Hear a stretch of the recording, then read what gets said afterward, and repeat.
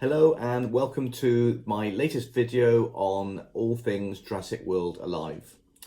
Today I'm going to run through the Boost Shuffle event. So if you're like me, usually a little bit overwhelmed by the freedom to to reapply boosts across your creatures, then hopefully my video will help, and by the end of it you'll be feeling more like this.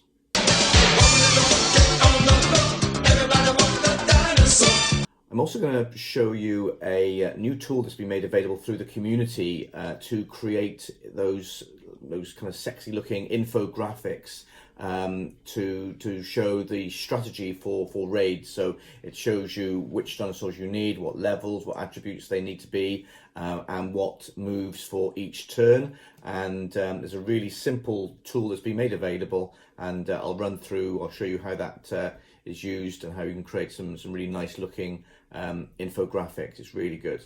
So if like me, when we have a boost reset, although it's not a reset, but if you in the past we've had boost resets, and it's been a bit like being a kid in a candy store, really don't know, a bit overwhelmed by what to do, all this kind of freedom of all these boosts, what to apply them to, and then you apply them and it's like, yeah, I probably kind of pushed it too much in one way and I haven't got enough left now for these creatures in my team. Now, although this boost event is slightly different in as much as we've got 4 days from today, the 16th of October, through to the 20th of October to do kind of trial and error, so to kind of put those boosts on, take them off, and in taking them off, we don't get hit with that 50% reduction penalty. So there's total freedom to apply and remove and reapply boosts as we like. So a lot of freedom there. But anyway, I've put a spreadsheet together which gives me a little bit more kind of structure around organizing my boosts. So as you can see on the left here, we've got the list of all my creatures and what boosts I've currently got assigned to each. I've got 2 at the top here, which I'm not touching because they are kind of for raids. So I don't want to touch Ardentis Maxima or Tiramulok, so they will stay as is. And then the remaining boosts will be kind of my pool of boosts to reapply. And I've also got some unallocated ones here. So I literally went through all my creatures, seeing where boosts had been applied, and was a little bit surprised. You kind of look at the bottom few here. We've got Gorgosaurus and Delta and Kelocodon, Stygomyloc, Gen 2. We've just got a kind of a few speed boosts there, and I think those were for kind of weekly challenges or alliance challenges, just to kind of get a bit of a edge on my opponent. So anyway, those are in the mix there. So again, you may have some creatures that have got just 1 or 2 boosts that you may have forgotten about. So I would say, go for a good look at all your creatures. So as you can see here at the bottom, I've got the total number of boosts that I've kind of got across all my creatures. And then over on the right here, this is a kind of a table showing what boosts I'm going to apply to the creatures. So these are the kind of the top, or a mix of the top 29 creatures across the kind of that are used by the top 20 players. And the yellow there that's the level of the creatures that I've got in my deck, so to speak. And then I've got a column here. If I put a Y in that column, then that's going to be, that dinosaur's going to be in my team. So, and I've got a little check at the bottom here to make sure I'm only ticking off 8 creatures. So this was for me, so whenever there's a Y, it counts the boosts and then adds them up at the bottom here. So as you can see, for my currently 8 selected creatures, I'm going to need 89 health boosts, 96 attack boosts, and 35 speed boosts. And as you can see, my boost pool, if you like, over here, which is replicated over here, is I've got 85 health, so I'm 4 short there. I've got 86 attack boosts, so I'm 10 short there, and I've got 79 speed boosts, so I'm well over there. So I'm actually probably going to look at applying those to some other creatures, maybe for raids. Not sure just yet how that will play out, or maybe just keep them for when some of these other creatures level up. Okay, so that's the kind of approach I've done. If I scroll up, you can see here that so there's a study done of the creatures used by the top 50 teams, and it shows you what boosts they had. So I've used that data and then put it into a table here, which is referenced up here to say how many boosts should be applied. So this is kind of recommendations from those top 50 teams. So it's not me deciding that, it's kind of taking the knowledge and experience of the top 50 teams, because I'm in no way anywhere near top 50. Okay, so that's how I've done it, and I can chop and change my team by selecting putting a Y in this column. So what I've gone for Trichosaurus, so I've got that at level 30, so we all know that's probably the top creature at the moment. I'm not doing Magniporator. I've only got that at level 21, so there's no point me having that in my team.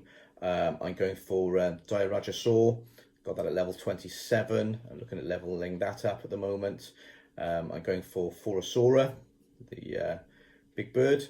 I've got that at 28. I've got Monolith Rhino, so that's not in my team currently because it's only level 26, but I'm hoping with the boosts applied, that will become more of a viable creature in my team. At the moment, I think I've only got 2 attack boosts on that currently.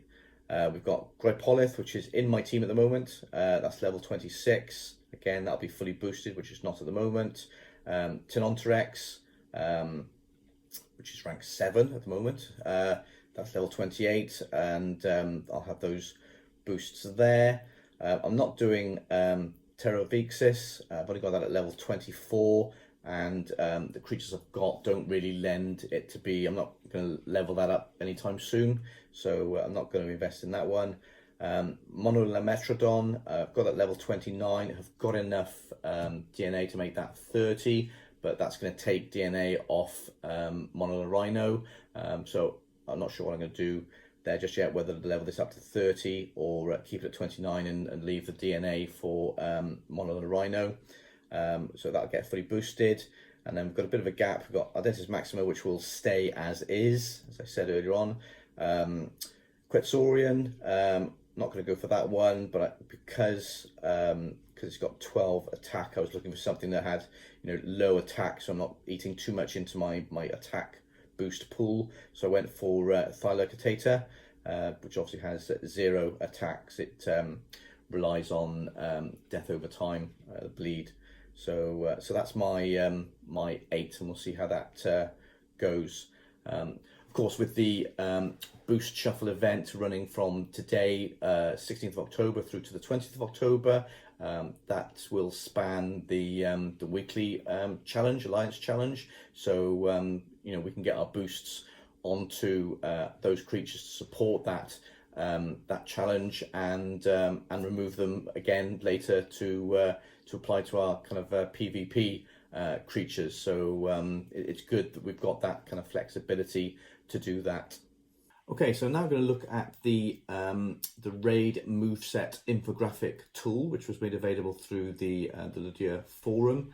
So I'm going to just show you how that works, and as I said, it's just a really easy way of creating some really nice looking infographics to demonstrate what move sets are done by the various creatures for a raid. So we'll start off by selecting a raid. So we'll go for Tyrannosaurus Rex because that's one of the ones I'm familiar with. So you select your creatures. So we're going to look for Gorgosuchus there. I have 2 of those. Oops, got past it. Borbosuchus. Okay, and we have a Carnotaurus as well. Yeah, and we have a T-Rex. T-Rex. Okay, so so for each round, so round 1 is going to be 1 turn, and round 2 is 1 turn as well. But if we wanted more turns, then we'd select how many turns are in round 1 and how many turns were in round 2, and it would adjust accordingly. Okay, down here. So, and this is where we put in what level, if there's any minimum requirements for the dinosaurs. So what levels, health, damage and speed requirements there are for the raid. I don't think there are any for this, and this would appear in this column here. So if I put one in, say 20.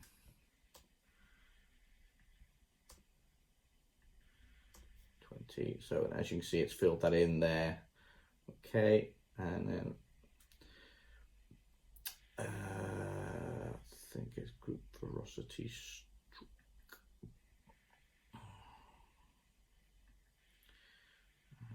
This one is vulnerability strike, and that's fierce rampage, and this is fierce rampage.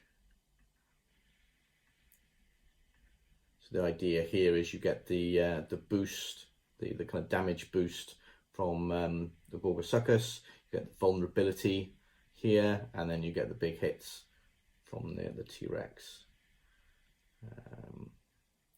Actually, I'm not sure you can do it in that order. Actually, I'm wondering whether it's, because that might be delayed. The fierce rampage might be delayed. Okay, so we can do a little preview to see what that looks like.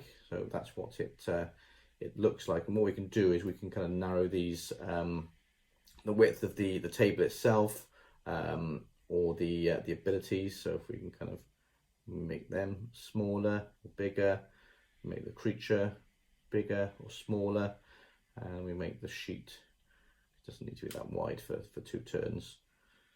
Okay, and there we have it. We can then click export, so it then gives us that, and then we can just do a screen print to get that image, and then send it round our alliance to show what the moves are. So I think you can see that's really easy to use, and looks great, and it's a standard layout as well. So you know, if everyone uses this, then it's very easy to understand what the moves are, by whom, and when.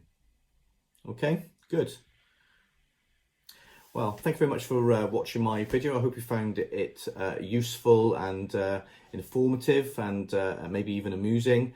So please do click that subscribe button and the notification bell to make sure you don't miss out on any future videos that I'll be publishing. I do them fairly regularly, as and when there's anything of interest through with the Jurassic World Alive. You know, for example, obviously the Boost Shuffle event today. So please subscribe and make sure you don't miss anything. Okay, see you soon. Bye.